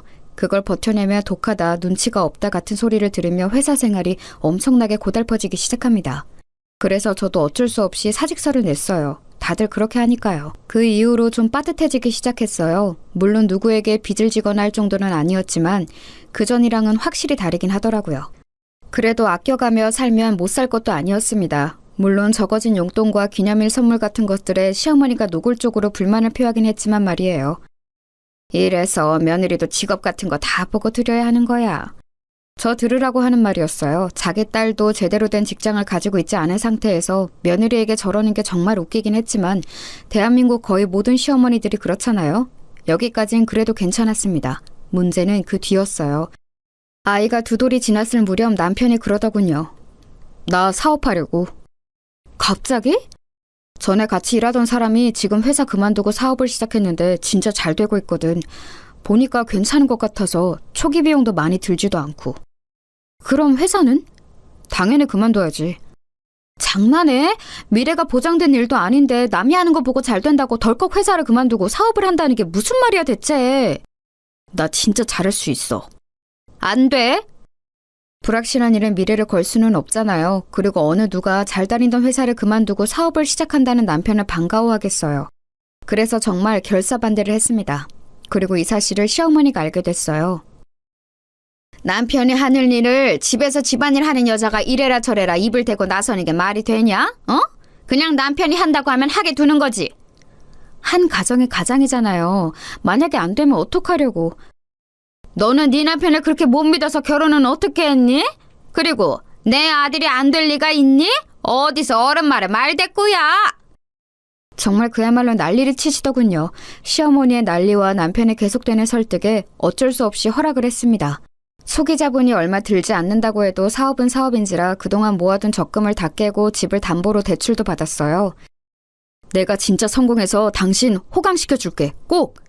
그 말에 정말 철없게 느껴졌습니다. 하지만 제 걱정과 달리 남편의 사업은 잘 풀리는 듯 보였어요. 집에 들고 오는 돈도 그전의 월급의 거의 2배가 넘었습니다. 남편의 사업이 잘 풀리는 것 같자 시어머니의 구박은 날로 더 심해졌어요. 거 봐라. 여자가 남자 하는 일에 입대면 안 된다고 했지? 본인 능력이 없으면 내조라도 잘해야지. 남자 하는 일에 입이나 대고. 우리 애가 다른 건 다 복이 있는데 부인복이 없어 부인복이. 허구한 날 제주제에 너무 과분한 남편을 얻었다며 구박하기 시작했어요. 생색도 엄청 내기 시작했습니다. 제가 들고 입고 하는 모든 것들에 관심을 가지며 그게 비싼지 아닌지 감시하고 뭐가 하나 좋아 보이면 네가 어디 가서 그런 걸 사겠니? 우리 애 아니면. 이라는 말을 달고 살았어요. 그전까진 한 귀로 듣고 한 귀로 흘리던 저도 심해지니 점점 스트레스를 받았습니다. 그래서 저도 일을 시작했어요. 원래 예전에 취미로 봉제 인형을 만들어서 팔았던 적이 있었는데 그게 꽤 반응이 좋았던 게 기억이 나서 집에서 시간이 날 때마다 인형을 만들어 팔았습니다. 뭐 대단히 돈이 되진 않았지만 그래도 제 생활비는 벌 수 있는 정도는 됐어요. 그걸로도 시도 때도 없이 싫은 소리를 해댔지만 말입니다. 그거 벌어봐야 몇 푼 된다고 집에서 애나 보고 살림이나 잘하지. 하여튼 너는 마음에 드는 게 하나도 없니 어쩜? 그래도 그냥 들은 척 안 했어요. 눈치만 먹기는 싫었거든요. 진짜 정말 이중적인 모습은 신우이가 결혼할 때 나타났습니다. 신우이는 제대로 된 직장 없이 아르바이트를 하면서 생활 중이었거든요. 취직 준비를 안 한 건 아니었는데 번번이 떨어졌어요. 그런데 어디서 소개팅으로 대기업을 다니는 남자를 만나 결혼을 하게 된 겁니다. 그때 시어머니가 했던 말이 정말 가관이었어요. 인물이 그저 그렇더만 우리 애같이 이쁜 애를 데려가는 걸 복이라 여겨야지. 그렇게 며느리도 직업 형편 다 봐야 한다고 연부를 외우시던 분이 그런 말을 하시더라고요. 그러면서도 혹시나 사위한테는 잘못 보이면 안 된다 생각했는지 앞에서는 그런 말을 한 적도 없는 척 매번 가식적으로 웃어댔습니다.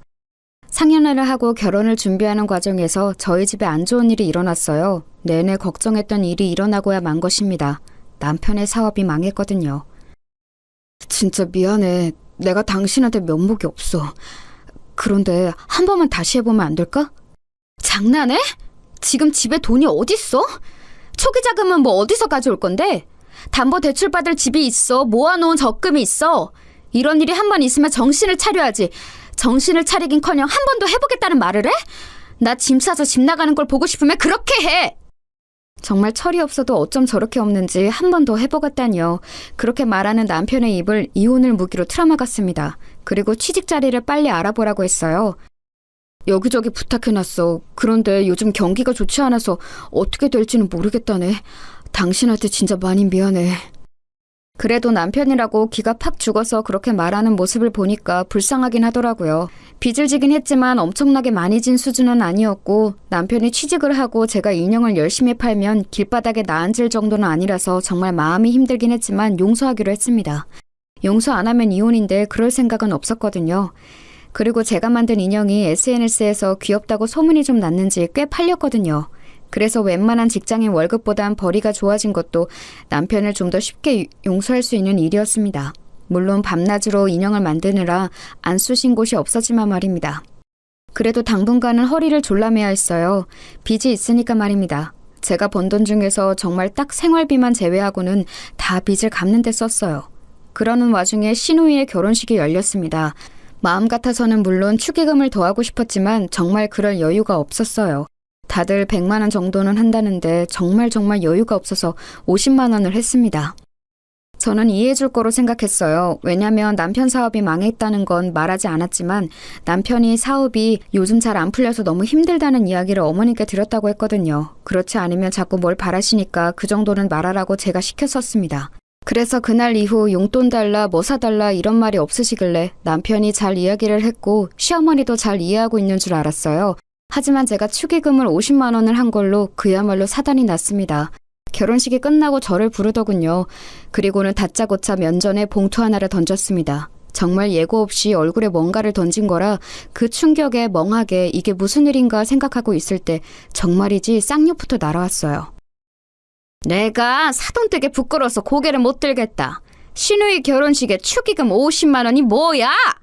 어디서 이런 거지 같은 년이 들어와서 내가 고개도 못 들게 만들어? 어? 네가 지금 제정신이야? 나 쪽팔리라고 일부러 이랬지? 어? 제가 무슨 말을 해야 할지 몰라서 어버버거리고 있자 제 머리를 한 대 툭 치더라고요. 사업이 어려워도 집에 돈이 없어도 신우이 결혼식에 축의를 50만 원 하는 건 내가 어디서 듣도 보도 못했다. 어? 네 대가리에 뭐가 들었니? 생각이란 건 하고 사니? 어? 정말 눈물이 주르륵 흘렀습니다. 뭐라 저항할 사이도 없이 말이에요. 저희 어려운 거 아시잖아요. 돈 100도 없니? 어? 그 정도도 없어? 너는 어디 빌릴 곳도 없어? 내가 어쩌자고 이런 거지 같은 년을 며느리로 들여서 이쪽을 당해야 돼, 어? 한참을 그렇게 욕을 듣고 있는데 뒤늦게 온 남편이 그 앞에서 저를 막아서며 제 편을 들기 시작했습니다. 엄마, 우리 힘들다고 했잖아. 그럼 저거 보고 나가서 식당 일이라도 하라고 해. 집에 가만히 처박혀서 살림이라 하는 년이 뭐가 힘들다고 결혼식 내내 죽상을 하고 앉아서는. 사업이 힘든 것도 네가 힘들지 제가 힘드니? 어? 제가 밤새 주문 들어온 인형을 만들다 결혼식을 가서 안색이 좀 안 좋긴 했었거든요. 엄마 그만해요. 이 사람도 내가 돈 한 푼 안 가져다 주는데 살림하기 힘들어. 그 소리에 어휴 하면서 한숨을 쉬고는 방문을 쾅 닫고 안방으로 들어가더군요. 나중에 생각하니까 그때 너무 놀라고 감정이 북받쳐서 아무 말도 하지 못한 게 정말 후회스럽더라고요. 자기야 진짜 미안해. 사과하는 남편의 꼬라지도 보기 싫었습니다. 사실 취직 자리를 적극적으로 알아보는 것 같지도 않았어요. 맨날 전에 같이 사업하던 사람들과 만나서 푸념이나 하고 집에서도 방 안에 틀어박혀서 게임이나 하고. 당신이 알아서 정리해. 나 이런 소리까지 들어가면서 당신이랑 살 이유 없어. 그렇게 말하고는 시댁을 나왔습니다. 그리고는 한참 뒤 남편이 돌아와서 자기가 어머니께 잘 말했다고 이제 그런 말은 안 하실 거라며 정말 싹싹 빌더군요. 내일부터는 진짜 취직 자리도 열심히 알아보고 내가 진짜 잘할게. 자기야 너무너무 미안해. 차마 망했다는 말을 하지 못했다며 저에게 한 번만 봐달라고 싹싹 비는 남편을 보며 정말 등신같이 한 번 더 참아주기로 했습니다. 제가 생각해도 제가 미련하고 등신 같았지만 이제 겨우 4살이 된 아이를 보면서 참았어요. 아버지 없는 아이로 만들고 싶지는 않았거든요. 그렇게 또 얼마간의 시간이 흘렀습니다. 말을 잘 했는지 시어머니는 더 이상 그 일을 말하지 않았어요. 아니 정확하게는 저를 부르지 않았습니다. 저도 시어머니가 부르지 않으며 딱히 찾아가지 않았기 때문에 서로 얼굴을 안 보고 지냈다는 말이 더 맞는 말이겠죠. 그러다 보지 않을 수 없는 날이 왔어요. 바로 시어머님의 생신이었습니다. 물론 무리가 되긴 했지만 현금 100만 원을 준비해서 갔어요. 괜히 안 들어도 될 말 듣기도 싫었고 이 정도면 괜찮겠지 싶었습니다. 그런데 아니었더군요.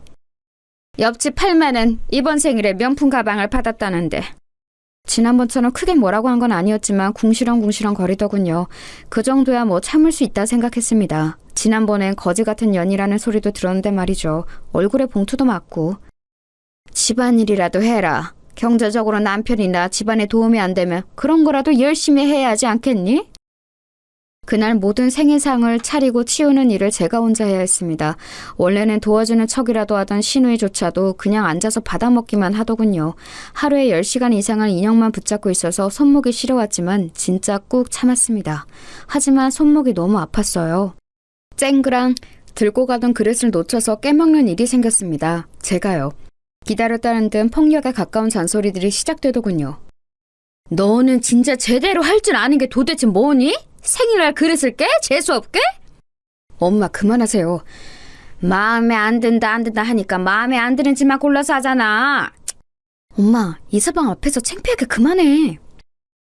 그제야 자기 사위 눈치를 보며 그만두더라고요. 그러면서도 틈만 나면 저를 흘겨봤습니다. 그리고 그 이후로 정말 엄청난 시집살이가 시작됐어요. 경제력에 도움이 안 되면 집안일이라도 열심히 해야 하지 않겠니? 라는 말은 그냥 했던 말이 아니었던 겁니다. 그 뒤로 틈만 나면 저를 불러다 집안일을 시키더군요. 처음 몇 번은 참고 가서 했습니다. 하지만 그 이후에는 참고 아니고를 떠나 시간이 되질 않았어요. 인형 주문이 점점 더 많아졌거든요. 안 그래도 방 안에 틀어박혀서 하루 종일 게임이나 하는 남편도 너무 꼴보기 싫었는데 시어머니까지 쌍으로 저러니까 정말 당장이라도 짐 싸서 집을 나가고 싶었습니다. 하지만 거의 초인적인 힘으로 그런 마음을 참아가고 있었어요. 그러던 중에 이혼만은 하지 않겠다던 제 아내 결심을 단번에 뒤지는 사건이 또 일어나고야 맙니다. 시어머니가 일을 하라고 불렀고 저는 가지 않았어요. 그랬더니 전화가 오더라고요. 당장 집으로 오지 않고 뭐하니? 와서 일 좀 도우라고 내가 말했잖니. 요즘에 애비가 돈을 못 벌어와서 제가 아르바이트 같은 걸 하고 있거든요. 그래서 도저히 갈 수가 없어요. 잠시 정적이 흘렀습니다. 지금 돈 번다고 시어머니한테 유세 부리는 거야? 일을 못 뺀다는 말씀을 드리는 거예요. 그런 알바에서 몇 푼이나 번다고 유세는 유세야. 당장 못 와? 내가 집으로 찾아가리? 어? 더 이상 참을 수가 없겠더라고요. 방에서 여전히 게임을 하는 중인지 남편이 욕하는 소리가 들려왔습니다. 그 순간이었던 것 같아요. 이 집구석을 반드시 탈출해야겠다고 생각하게 된 게 말입니다. 지금 갈게요. 오늘 결론을 지어야겠다 결심하고 전화를 끊었어요. 그리고는 게임을 하고 있는 남편 방으로 들어가 코드를 뽑았습니다. 아! 지금 뭐하는 짓이야? 이거 다 이긴 게임인데 당신 미쳤어? 미친 건 내가 아니라 너지. 당장 나 따라와. 제가 험악한 표정으로 정색하며 말하자 움찔하더군요. 어딜 가는데? 니네 집 가니까 당장 따라 나와, 죽고 싶지 않으면. 그리고는 남편을 데리고 시댁으로 향했습니다. 갔더니 신우이가 와 있더라고요. 언니, 왜 이렇게 늦게 와요? 이서방 오기 전까지 저녁 다 차려야 하는데 1시간도 안 남았어요. 꼴에 일을 한다고 시위하는 거지. 빨리 부엌 안 들어가고 뭐해? 그렇게 말하는 시어머니와 시누이를 한 번 쓱 보고는 거실 소파에 앉았어요. 너 뭐하니? 일하라니까? 할 이야기 있으니까 여기 다들 앉으세요. 당신도 앉아. 남편을 보고 말했습니다. 남편이 눈치를 살피더니 제 앞에 앉더군요. 너 지금 무슨... 앉으시라고요. 저 이야기 시작도 안 했어요. 제가 정색을 하며 그렇게 말하니 뭐라 중얼거리며 앉긴 앉더군요. 이런 제 모습은 생전 처음 봤겠죠. 고분고분 말을 잘 듣는 며느리였으니까요. 그래, 앉았다. 어디서 버릇없이 어른을 앉으란 말아. 저 이 사람이랑 이혼하려고요. 그 말에 남편이 놀라서 저를 보더군요. 시어머니와 시누이도 마찬가지였고요. 자기야, 아무리 화가 나도 그렇지 이혼이라니. 그런 말을 이렇게 함부로 하면 어떡해. 함부로? 내가 그냥 하는 말 같아? 그리고 나 생각 많이 하고 내린 결정이야. 이혼해. 이 년이 지금 어른 앞에서 지 일 좀 시켰다고 남편한테 이혼한다 만다 소리를 하면서 협박하는 거야? 어? 뭐 이런 게 다 있어? 언니, 문제가 있으면 둘이서 해결하지. 여기서 이러는 거 좀 아닌 것 같네요. 왜 아니에요? 제가 이혼하려는 이혼 사유에는 오빠 문제도 있지만 어머니 문제도 큰데? 뭐? 이게 한참 못난 며느리 아들이 좋다고 하니 반대 없이 허락해준 걸로 감지덕지해야지. 내가 네 속을 모를 줄 알아? 사업 좀 안 풀린다고 바로 이혼 이야기를 꺼내? 좀 안 풀리는 거 아니라 망했어요. 그 말에 시어머니가 멈칫하더군요. 뭐? 망했다고요. 이 사람 거의 1년째 백수생활 하면서 집에서 놀고 먹어요. 매일 방에 틀어박혀서 10시간씩 게임이나 하면서. 오빠, 그게 정말이야? 오빠 망했어? 그 질문에 남편이 고개를 숙이더라고요. 예전 같으면 안쓰러운 마음이 들었을 법도 한데 전혀 그런 마음이 들지 않았습니다. 사업이 하다가 좀 망하고 그럴 수도 있는 거지. 사업 망했다고 남편을 버리는 부인이 어딨어? 어? 사업 망했다고 버리는 거 아니고요. 망한 건 1년 전인데 여태 제가 인형 만들어다 팔면서 생활비로 쓰고 대출 받은 거 갚고 그래왔거든요. 당장이라도 다시 취직할 것 같이 굴더니 1년째 취직은커녕 노력도 안 하고 하루 종일 집에 처박혀서 게임이나 하고 술이나 처마시러 다니고 그것도 이제는 못 봐주겠고요. 어머님이 돈돈거리면서 저 구박하는 것도 아니 솔직히 구박도 아니고 이 정도 폭언이면 폭력이라고 생각하거든요. 그것도 저는 더 이상 못 받아주겠어요. 이게 버릇없이. 그 버릇없는 며느리 이제 어머님 며느리 안 하겠다고요. 재산 분할도 안 하고 위자료도 달라고 안 할 테니까 그냥 이혼만 할게요. 양육권도 저 주시고요. 어차피 어머님이 키울 생각도 없으실 테니까 만약 안 들어주시면 소송하고요. 자기야. 제가 진심으로 하는 말인 걸 알았는지 남편이 무릎을 꿇더라고요. 무릎도 한두 번이야 내가 속지. 이제 당신 말 안 믿어. 그냥 혼자 그렇게 좋아하는 게임 실컷 하고 술도 마시고 싶은 만큼 마셔. 자기야.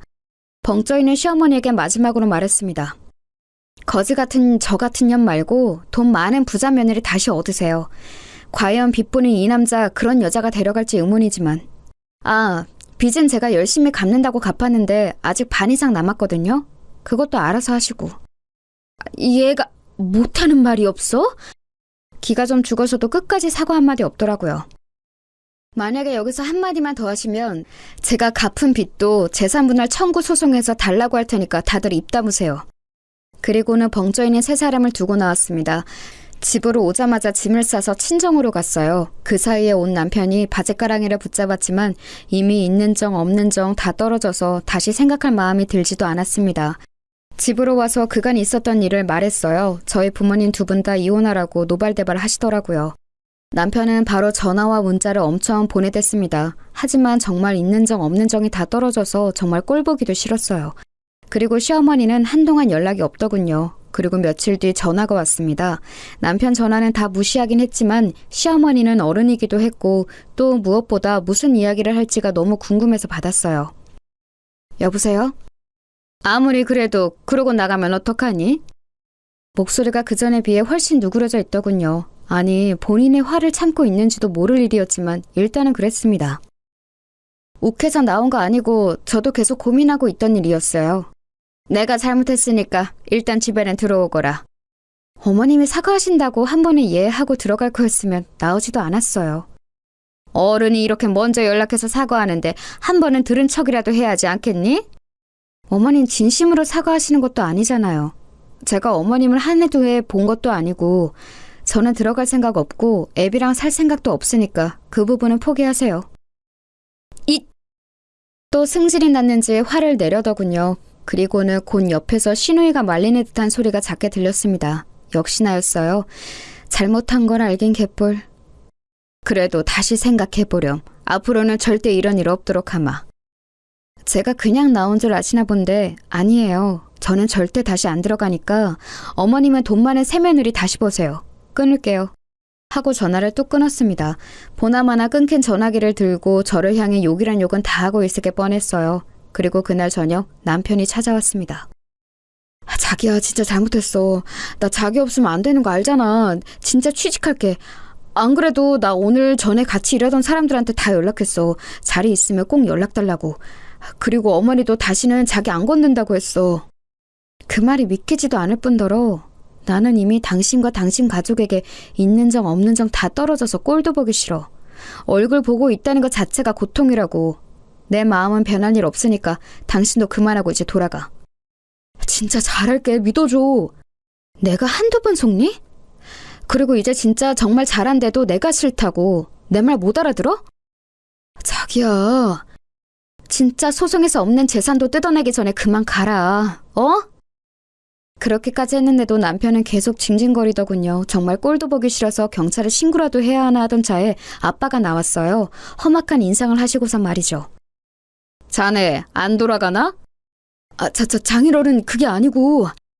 내 딸이 그만큼 고생했으면 됐지. 이미 그만큼 한 것만으로도 피가 거꾸로 솟는구만. 다시 그 집안으로 들어가라고? 그 꼴은 내가 절대 못 보니까 돌아가! 진짜 죄송해요. 근데 저는 마누라 없으면 못 살아요. 그럼 죽어! 안 가면 당장 경찰 부를 테니까 그런 줄 알아! 그리고는 저를 데리고 집 안으로 들어오셨어요. 절대 넘어가면 안 된다. 절대 안 넘어가요. 남편은 문 앞에서 한동안 서성이는 것 같더니 집으로 다시 돌아갔더라고요. 정말 끝까지 찌질하게 나오는구나 했습니다. 시어머니가 저한테 그렇게 했어도 저 인간만 정신 똑바로 차리고 살았으면 저도 이렇게까지 하진 않았던 거예요. 하지만 저 인간도 제가 이혼을 결심하게 된 이유 중 큰 부분이었습니다. 남편이 돌아가고 다시 시어머니와 시누이에게 번갈아가며 전화가 왔어요. 분명 가서 빌었는데도 소용없었다는 말을 전달받은 후겠죠. 뭐 남자가 그렇게까지 했는데 안 받아준다고 화를 내는 전화든 아니면 잘못했다고 비는 전화든 어느 쪽도 받고 싶지 않았습니다.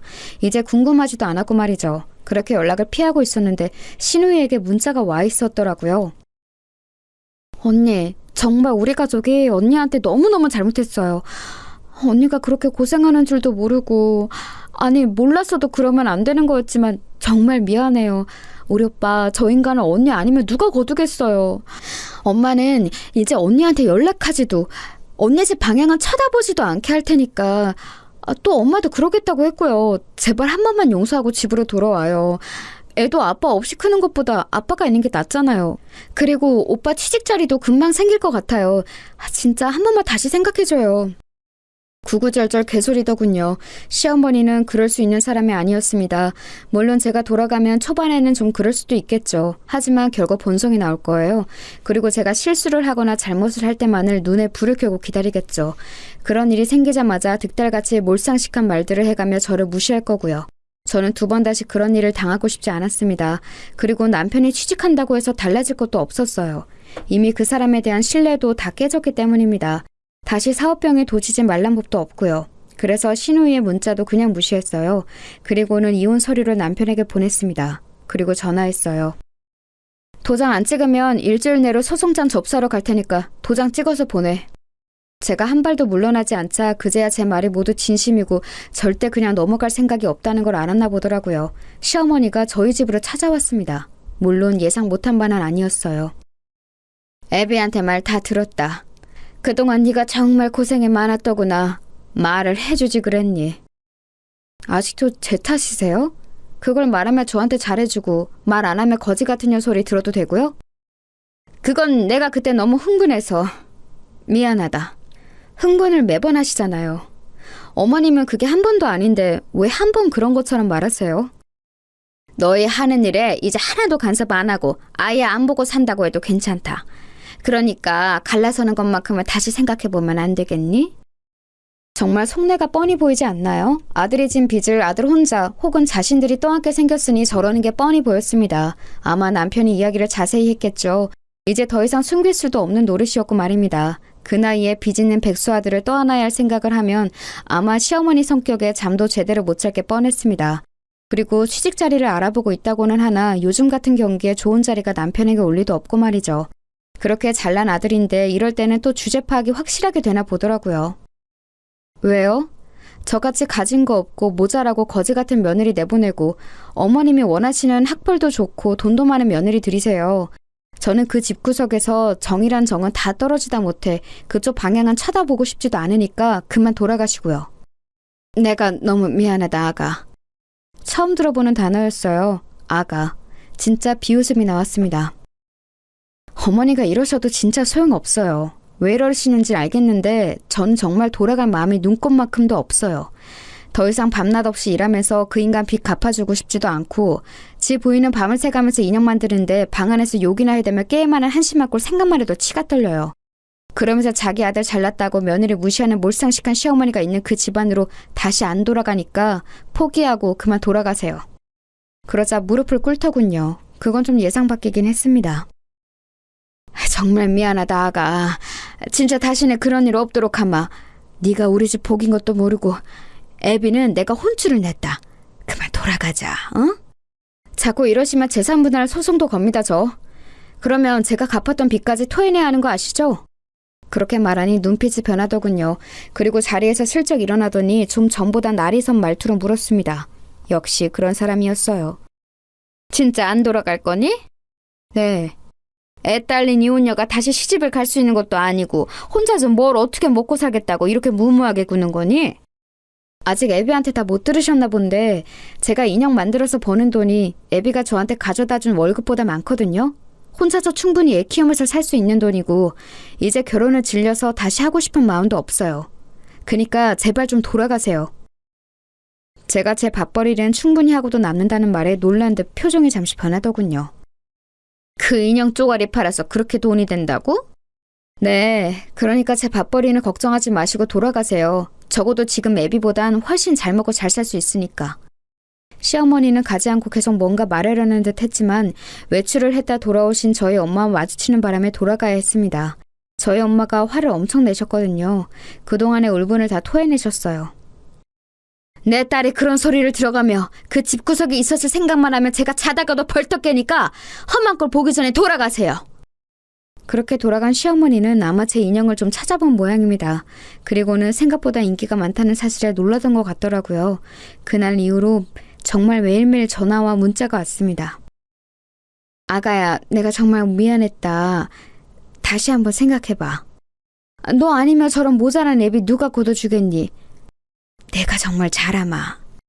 여보, 진짜 이혼할 건 아니지? 돌아올 거지? 번갈아 가면서 오는 연락에 정말이지 진절머리가 나더군요. 태도가 이렇게 싹 바뀔 수 있다는 것도 말입니다. 결국 경고한 일주일이 지나서도 도장 찍힌 이혼 서류는 받을 수 없었어요. 그래서 변호사를 찾아갔습니다. 그리고는 이혼 소송을 준비했어요. 그런데 그 사람들은 제가 조용하니까 이혼을 안 하려나 보다 생각한 모양이더라고요. 자기야, 일단 집으로 들어와. 같이 살 거면 얼굴은 봐야지. 아가, 이혼 안 할 거지? 그 사이에 저는 조용히 소송을 준비했습니다. 알아보니 소송 사유가 되고 또 남더라고요. 시어머니가 저한테 한 폭언들은 증명은 할 수는 없다고 쳐도 사업을 말아먹은 남편이 1년 가까운 시간 동안 아무것도 하지 않고 방 안에 틀어박혀서 게임만 한 것만으로도 충분하다고요. 아, 그리고 사실 폭언은 문자라도 증거들이 좀 남아있기도 했고 말입니다. 소장을 작성하고 집으로 날아간 것 같았습니다. 그날 바로 득달같이 달려올 줄 알았는데 며칠간은 조용했어요. 나중에 보니 아마 그 사이에 변호사를 만나러 간 것 같았습니다. 이게 진짜 이혼 사유가 되는지, 된다면 정말 재산 분할을 해서 제가 갚은 빚도 일정 부분 돌려줘야 하는 건지 같은 것들 말입니다. 많지는 않지만 조금은 돌려받을 수 있는 것 같더라고요. 그리고 소송을 하면 그쪽이나 저나 변호사 비용이 들 테니까 지금 사정이 어려운 남편 쪽에서는 쉽게 변호사를 쓰거나 하진 않을 듯 보이긴 했습니다. 아니나 다를까 좀 알아보고 자기네들이 불리한 걸 알았는지 전화가 왔어요. 진짜 이혼하려는 거야? 그럼 내가 여태 장난하는 줄 알았어? 꼭 진짜 해야겠어? 애 생각은 안 해? 헐씨구, 애 생각한 양반이 1년 가까이 방 안에서 안 나오고 게임이나 처하셨어요? 이제 와서 애 생각? 지나가던 개가 웃겠다, 어? 당신 이렇게 잔인한 사람이었어? 당신이 지금 나 이렇게 버리면 나는 다시 못 일어날 수도 있는데! 이제는 협박을 하더라고요. 정말이지 기가 찼고 절대 돌아가서는 안 되겠다는 생각만 점점 강해졌습니다. 당신은 그전에도 못 일어섰잖아. 너 어제도 게임했지? 내가 모를 줄 알았냐? 사실 어제도 신용카드를 긁었다고 문자가 왔었거든요. 게임에 등록되어 있는 카드가 제 카드였는데 그걸 깜빡 잊은 것 같더라고요. 당황한 기색이 전화기 너머서도 느껴졌습니다. 아니 그건 그 신용카드 어제 그 결제 문자 받은 뒤로 바로 해지했으니까 앞으로는 네 카드로 긁어. 그리고 그냥 끝이야 넌. 알아? 그리고는 전화를 끊었습니다. 정말 등신 같지 않나요? 그걸 또 처할 생각을 한 것도 한 거니와 제 카드가 등록되어 있는 것도 있고 결제를 하다니요. 진짜 한숨도 안 나왔어요. 그리고 며칠 뒤 변호사에게 전화가 왔습니다. 남편 쪽에서 합의 이혼을 바란다고요. 그래서 그 자리에 나갔어요. 저도 웬만하면 소송까지 가고 싶은 생각은 없었거든요. 네가 이렇게 독한 애인 줄 몰랐다. 제가 독한 게 아니라 저를 이렇게 만든 게 어머님이랑 어머님 아들이죠. 어떻게 어른이 이렇게까지 하는데 한 번도 다시 생각해줄 생각은 안 하니? 그건 그동안 어머님이 저한테 잘 해주셨을 때 이야기죠. 제가 어머님을 모르는 것도 아닌데 그런 어머님의 말이 저한테 먹힐 거라고 생각하세요? 2년이 참아주니까! 결국 본색이 나오더라고요. 그 모습을 가만 보던 변호사님이 한마디 거들었습니다. 합의하러 오신 거 아니에요? 이러면 저희도 소송 갑니다. 그 말에 이를 악물더니 자리에 앉더라고요. 사실 저희 의뢰인은 소송을 하는 게 나아요. 한 푼이라도 더 받으니까요. 그런데 빨리 인연을 끊고 싶어하는 마음이 크니까 합의 요청을 받아들인 거고요. 근데 자꾸 이렇게 비협조적으로 나오시면 안 되죠. 저희가 봐드리는 건데. 네, 알겠으니까 빨리 진행하시게. 변호사 사무실을 아무리 다녀봐야 나오는 결론은 같았을 겁니다. 저한테 위자료나 재산 분할의 권리가 있다는 것만 확인받았겠죠.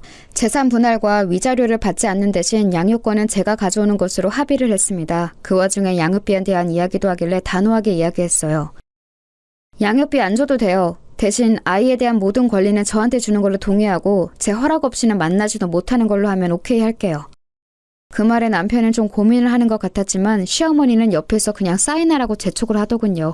지금 남편의 형편에 양육비를 줄 수도 없는 것도 없는 거였지만 아이 처음 낳았을 때부터 딸이라고 구박했던 게 생각나는 건 어쩔 수 없었습니다. 아이를 딱히 예뻐한 적도 없고요. 저런 할머니는 아이를 위해서라도 없는 게 나아요. 그래도 가끔 보기는 해줄 거지? 아예 못 보게는 안 할 테니까 사인이나 해. 남편이 망설이더니 결국 자기 엄마 등살에 못 이겨 사인하더라고요. 저런 인간을 남편이라고 믿고 결혼하고 살아낸 지난 모든 날이 정말 후회가 되는 순간이었습니다. 그리고 동시에 홀가분하기도 했어요. 그렇게 합의 이혼을 했습니다. 그 집안과는 완전히 끝났어요. 모든 게 끝나고 나오는 길에 시어머니가 저에게 했던 말이 아직도 생각이 나네요. 너보다 100만 배는 나은 새 며느리 드릴 테니까 두고 봐. 꼭 그러세요. 자기 아들은 금방 다시 재기할 거고 저보다 훨씬 나은 며느리를 볼 거라는 그 악에 바친 다짐을 들으며 돌아섰어요. 뒤에서 고래고래 고함을 지르는 소리도 그냥 웃어 넘겼습니다. 이제 정말 끝났으니까요. 여기까지 이야기하면 아마 뒷이야기를 궁금해하시는 분들이 많으시겠죠. 그래서 뒷이야기를 덧붙일게요. 아마 많은 분들이 원하는 사이다 같은 결말이긴 할 겁니다. 남편은 예상대로 제대로 된 취직 자리를 알아보지 못했어요. 여기저기 작은 회사들을 조금 다니다 잘리거나 그만뒀다고 하더군요. 사업을 했던 시기를 아직도 잊지 못하고 회사 생활에 적응을 못하는 것 같았습니다. 결국 집을 팔았다고 들었어요. 저희가 살던 그 집을 팔아 빚을 다 정리하고 지금은 시댁에 들어가서 살고 있다고 하더군요. 밤새 게임만 하는 아들을 보며 제 속 터지는 심정을 그대로 겪고 있을 시어머니를 생각하니 정말 고소했습니다. 그리고 제 인형은 입소문이 점점 더 더해져서 이제는 함께 동업해서 사업을 하자는 사람이 생길 만큼 사이즈가 커졌어요. 사업에 대한 편견 때문에 아직 본격적으로 시작하지는 않았지만 말입니다. 이미 혼자서는 감당이 안 되는지라 조만간 뭐든 해야 할 것 같긴 합니다. 벌이도 괜찮고 아이도 잘 크고 있어요. 그리고 시어머니와 남편은 제가 어떻게 사는지 뭘 하는지 틈틈이 알아보고 관심을 가지고 있는 것 같더라고요. 아마 재결합을 하고 싶어 하는 거겠죠. 시어머니는 골칫덩이 아들 다시 치워야 하니까 그런 거겠고요. 한 번은 시누이가 찾아와서 재결합 생각 없냐고 슬쩍 떠보길래 만나는 사람이 있다는 거짓말을 했습니다. 그날 저녁에 바로 남편에게 전화가 왔었어요. 당신 진짜 만나는 사람 있어? 그게 너랑 무슨 상관이야? 내가 만나는 사람이 있건 말건? 결혼 다시 할 생각 없다고 그랬잖아. 그때는 없었지. 지금은 좋은 사람이 있으면 할 건데? 진짜 결혼까지 생각하는 사람이 있다는 말이야? 아니 글쎄 그러던 말던 네가 무슨 상관이냐고. 그러고는 정말 화가 나서 전화를 확 끊어버렸어요. 아니 지가 뭐라고. 혹시나 저랑 재결합을 기대했던 건가 싶어서 더 기분이 나빴습니다. 하지만 거기서 끝나지 않았어요. 이번에는 시어머니가 저를 찾아왔거든요. 만나는 사람이 있다는 게 진짜니? 아니 그러거나 말거나 대체 무슨 상관이시라고 돌아가면서 이 난리를 치시는 거예요? 결혼 생각 없다고 해서 우리가 양육권을 포기한 게 아니니?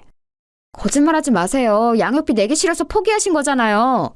그리고 혹시나 애 가지고 협박할 생각하지 마세요. 이미 다 알아봤어요. 제가 재혼한다고 해서 양육권을 다시 돌려줘야 할 의무도 없고 만약에 그러면 그동안의 양육비도 청구할 수 있다고 하니까. 그 말에 시어머니가 움찔하더군요. 이미 거기까지 다 알아본 거니? 너도 참 독하다. 어머니만 하겠어요. 다시 찾아오지 마세요. 그리고 혹시나 재결합 이런 건 꿈도 꾸지 마시고요. 어머님이 그 호언장담한 저보다 몇 배 나은 며느리 보시게 되면 꼭 연락 주세요. 직접 가지는 못해도 축의금은 낼 테니까. 아니 저게... 뒷말은 듣지도 않고 돌아섰습니다. 무슨 소리를 하는 건지는 몰라도 고래고래 소리치는 게 들려오더라고요. 정말 징그러울 만큼 한결같으신 분이죠. 그러고선 그 사람들에게 아직까진 더 이상 연락은 없어요. 돈 문제만 걸고 넘어지면 조용해지는 시어머니 덕이라고 해야 하나요? 아마 매일 방에서 안 나오고 게임만 하는 백수 아들을 보며 매일매일 속터져하는 중일 겁니다. 그게 그분이 받으시는 벌이라고 생각해요. 그리고 자신의 잘못을 어떤 식으로든 후회하겠죠. 과거에 제가 있었던 시절을 그리워하면서 말입니다. 저는 결코 그 염원을 들어줄 생각이 없지만 말이에요. 저는 더 성공할 거예요. 이미 그렇게 되어가고 있고요. 그리고 지금은 만나는 사람이 없지만 언젠가 좋은 사람이 있다면 연애도 결혼도 할 수도 있겠죠. 물론 아직까지는 결혼의 결자만 들어도 치가 떨리지만 세상에는 전 남편이나 전 시어머니 같은 사람만 있는 건 아니잖아요. 아이는 잘 크고 있답니다. 원래 남편도 아이에게 그닥 살갑거나 잘 봐주던 사람이 아니라서 아빠를 찾지도 않아요. 오히려 자신을 너무너무 예뻐하는 외할머니와 외할아버지를 너무 좋아하고 따라서 제가 다 섭섭할 지경이라니까요. 요즘은 제가 밤낮 없이 바쁜 바람에 아이의 양육을 거의 제 부모님이 하고 계셔서 그게 너무 죄송할 따름이에요. 물론 두 분은 너무 좋다고 하시지만 그래도 아이 보는 게 보통 일은 아니니까요. 그래서 이번 여름에는 다 같이 해외로 휴가를 나가기로 했어요. 가족끼리 다 같이 가는 해외여행은 처음인지라 벌써 두근거리네요. 저는 지금 너무 행복합니다. 그 전에 혼자 아이를 키우는 게 겁나서 아이가 아빠 없이 자라는 게 무서워서 망설였던 지난 날들이 후회될 정도로 말입니다. 그런 사람들과는 헤어지는 게 맞았어요. 그런 집안에서는 아이도 행복하지 않았을 테니까 말입니다. 길다며 긴 제 이야기 들어주셔서 감사합니다. 참고 사는 것만이 능사는 아니라는 것 여러분도 늘 생각하시고 하실 말은 하시면서 그렇게 사셨으면 좋겠어요. 가만히 있으면 정말 호구 취급하는 사람이 너무 많더라고요. 아, 밥 먹을 시간이네요. 그럼 저는 여기서 제 이야기를 마칠게요. 즐거운 하루 보내세요.